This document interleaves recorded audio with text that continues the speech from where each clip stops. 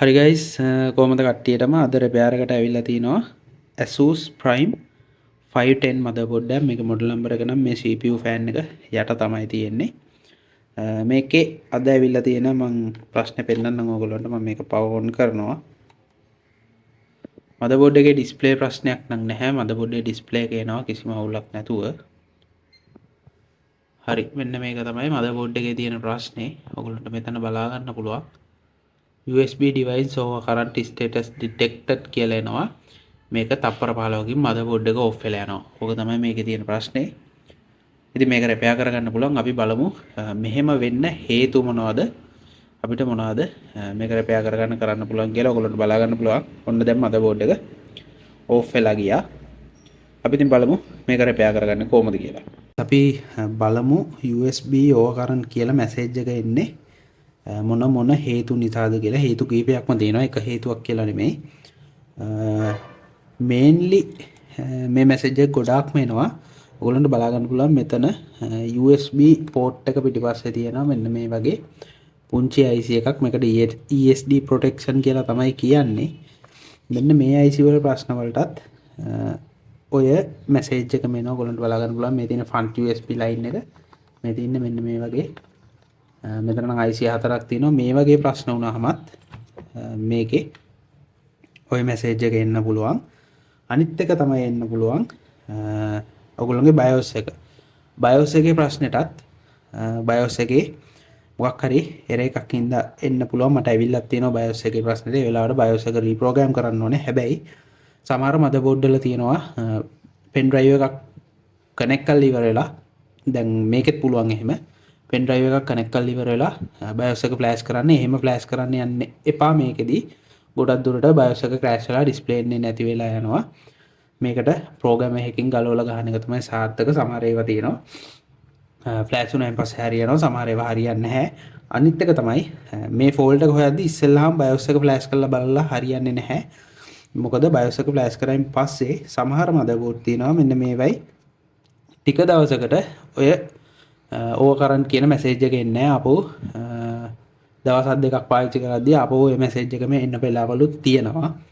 ඒ හින්දා ඉස්සෙල්ලාම BIOS එක ෆ්ලෑෂ් කරලා හරියන්නේ නැහැ. ඉස්සෙල්ලාම මේ IC ටික එකින් එක ESD protection ටික remove කරගෙන බලන්න ඕනේ මැසේජ් එක අයින් වෙනවද කියලා. මැසේජ් එක අයින් වුනේ නැත්නම් ඔක්කොම remove කළත් මැසේජ් එක අයින් වුනේ නැත්නම් තමයි අපි BIOS එක ෆ්ලෑෂ් කරලා බලන්නේ. සමහර වෙලාවල් වලට 5 volt USB line එකේ voltage divider එකක් තියෙනවා. ඒක සාමාන්‍යයෙන් ටිකක් ඇඩ්වාන්ස් තේරෙන කට්ටියට තමයි තේරෙන්නේ. divider එකක් තියෙනවා. ඒ divider එකේ voltage එක වෙනස් වුණායින් පස්සේ resistor දෙකක් තියෙන්නේ. ඒකේ එක resistor එක හරි voltage වෙනස් වෙලා තිබ්බොත් එහෙම සමහර වෙලාවට ඒකෙන් මැෂින් එක අඳුරගන්නේ voltage එක වැඩියෙන් එනවායි කියලා. ඒකත් එක හේතුවක් වෙන්න පුළුවන් මේ over current ප්‍රශ්නෙට. අන්තිමටම අවුල වෙන්න පුළුවන් මෙන්න මෙතන තියෙන PCH එක MCH එක. මෙන්න මේකේ ප්‍රශ්නයක් වෙන්න පුළුවන්. මේකේ ප්‍රශ්නයක් වුණොත් නම් කොහොම හරි repair කරගන්න විදියක් නැහැ. 80ක් 90ක්ම ප්‍රශ්න වෙන්නේ ගොඩක් දුරට මෙන්න මේ ESD protectors වල. අපි ඉතින් මේකේ BIOS එක රීප්‍රෝග්‍රෑම් කරගන්න කලින් එක එක ගලවලා චෙක් කරගෙන ඉන්න වෙනවා. මේකේ BIOS එක ඉස්සෙල්ලාම ප්‍රෝග්‍රෑම් කරගත්තොත් සමහර වෙලාවට ඔයගලන්ට ෆෝල්ට් එක මිස් වෙන්න පුළුවන්. BIOS එක ප්‍රෝග්‍රෑම් කරන්න ඕනේ මේ ප්‍රොටෙක්ටර්ස් ගැලවෙන් පස්සේ මැසේජ් එක රිමූව් වුනේ නැත්තම්. හරිද? ඒ විදිහට තමයි මේක රිපෙයාර් එක කරගන්න ඕනේ. මං මුලටම මෙන්න මේ පැත්තේ තියෙන මෙන්න මේ ESD protectors දැන් මෙතන VGA port එකට අදාළවක් තියෙනවා. මෙතන තියෙනවා තව HDMI port එකක් ඒකට අදාළව තියෙනවා. මේ තියෙන USB එකට අදාළව තියෙන ඒවා. මෙතන දැන් මෙතනත් දෙකක් තියෙනවා. මේ දෙක බෝඩ් එකට ඇවිල්ලා නැහැ. එතන තියෙනවා මෙතන තියෙනවා මෙන්න මේ හතරයි ගලවලා චෙක් කරන්න ඕනේ මේ දෙකයි. ඉතින් මෙතන ප්ලාස්ටික් එක මෙල්ට් වෙන හින්දා මම ඉස්සෙල්ලාම මෙන්න මේ දෙක ගලවගෙන චෙක් කරගෙන බලනවා අපේ ෆෝල්ට් එක හරියනවද කියලා. හරිද? හරි, මම මුලටම මෙතන මෙන්න මේ IC දෙක රිමූව් කරගන්න තමයි හදන්නේ. ඒක මට ලේසියි. මේ පැත්තේ නම් බවුත් එකෙන් ගලව ගන්න වෙනවා. එහෙම නැති වුණොත් එහෙම පල්ලෙහා ටික ප්ලාස්ටික් එක පිච්චෙන්න පුළුවන්.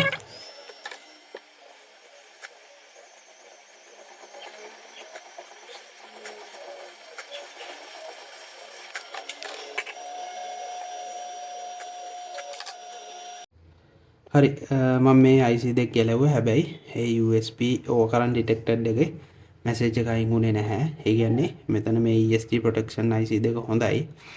මම මේ දෙක පැත්තකින් තියා ගන්නවා දැනට. ඊට පස්සේ අපිට ගලවන්න තියෙන්නේ මෙන්න මේ සයිඩ් එකේ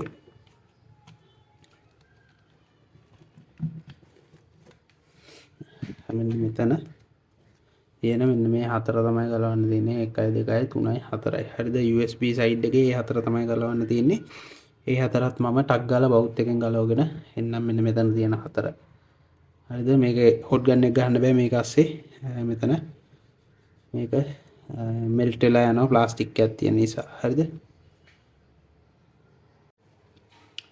හරි මම දැන් මෙතන තිබ්බ ESD protectors ටිකයි මෙන්න මෙතන තිබ්බ ESD protectors ටිකයි මම remove කරගත්තා. ඒත් මේකේ USB overcurrent message එක එනවා. ඉතින් අපි දැන් කරන්න ඕනේ මේකේ BIOS එක program කරලා බලන්න. BIOS එක program කරන් පස්සේ fault එක හරි ගියොත් එහෙම ආපහු අදාළ තැන් ටිකට ESD protectors ටික replace කරගන්න තියෙන්නේ. මොකද ඒ protectors වල ප්‍රශ්නයක් නැති හින්දා අපි බලමු මම මේක BIOS එක රීප්‍රෝග්‍රෑම් කරගෙන එන්නම්. මොකද එහෙම නැත්නම් වීඩියෝ එක දිග වෙනවා. කට්ටිය කෑ ගහලා තිබ්බ වීඩියෝස් දිගයි තේරුමක් නැහැයි කියලා. ඉතින් මේවා හැම එකම මම දැන් මෙතනදී මේකත් දිග වැඩි වුණොත් එහෙම මම අනිවාර්යෙන් මේවයි අවශ්‍ය තැන් විතරක් ෂෝට් කරලා තමයි දාන්නේ. හරිද? හරි මම ටක් ගාලා BIOS එක ප්‍රෝග්‍රෑම් කරගෙන ඇවිල්ලා වීඩියෝ එකෙන් ජොයින් වෙන්නම්. මෙතන ESD protectors ටික මම ආපහු තිබ්බ තැන් වලටම පාස්ස ගත්තා. මොකද මේ ප්‍රශ්නයක් නැති හින්දා මේ තින්නේ. ඒ පාස්ස ගත්තා. මෙතනත් පාස්ස ගත්තා. මෙතන දෙක විතර පාසන්න බෑ. මේක ASSIE පාසන්න ගියොත් මේක මෙල්ට් වෙලා යනවා. ඒ වුණොත් මේ ඔක්කොම ගලවන්න වෙනවා. ප්‍රශ්නයක් නැහැ. මෙතන USB මෙයාගේ කනෙක්ටර්ස් දෙකයි තියෙන්නේ. මේ පෝට් එකට ඒකට ප්‍රශ්නයක් නැහැ. අනිත් එක තමයි මේ සමහර මදර්බෝඩ් වල මේ ටික ගලවලා අයින් කරනවා මේ වගේ ප්‍රශ්නයක් ආවොත් එහෙම. මොකද රීප්ලේස් කරන්න යන්නේ නැහැ ගොඩක් වෙලාවට. හැබැයි ඉතින් රීප්ලේස් කරන්න කෑල්ලක් තිබ්බොත් මේ જાතියේ බෝඩ් එකක් හරි කෑල්ලක් හරි වරෙන් තිබ්බොත් එහෙම රීප්ලේස් කරගන්නවා. අනිත් එක තමයි මේ જાතියම බෝඩ් එකකින් තමයි රීප්ලේස් කරගන්නත් ඕනේ. සමහරවිට මේ වගේම කෑලි තිබ්බත් IC නම්බර් එක හරි නම් හරි මැච් කරලා දාන්න බෑ. මැච් කරලා දැම්මොත් සමහර වෙලට ආපහු ඔය එකම එනවා. ගොඩක් දුරට අපි කරන්නේ මේ වගේ ESD protector එකම අපිට ප්‍රශ්න තිබ්බොත් ඒක ගලවලා අයින් කරලා දානවා. ප්‍රශ්නයක් වෙන්නේ නැහැ. USB detect වෙනවා කොහොමත්. මේකේ ප්‍රශ්නේ තිබ්බේ BIOS එකේ. මම BIOS එක ගලවලා මේක රීප්‍රෝග්‍රෑම් කරා. දැන් අපි ඔන් කරගෙන බලමු. මේක ඩිරෙක්ට්ම BIOS එක ඇතුළට යනවා කිසිම ප්‍රශ්නයක් නැතුව. දැන් අපේ රිපෙයාර් එක සාර්ථකයි. මම ඔයගලන්ට පෙන්නන්නම්.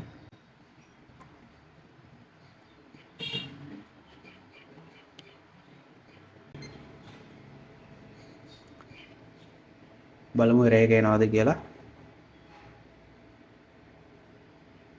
හරි දැන් මම මේකේ BIOS එකට අප්ඩේට් කරලා තියෙනවා. ඔයගොල්ලන්ට මෙතන version එක 2024 ඔයගොල්ලන්ට පේනවා ඇති.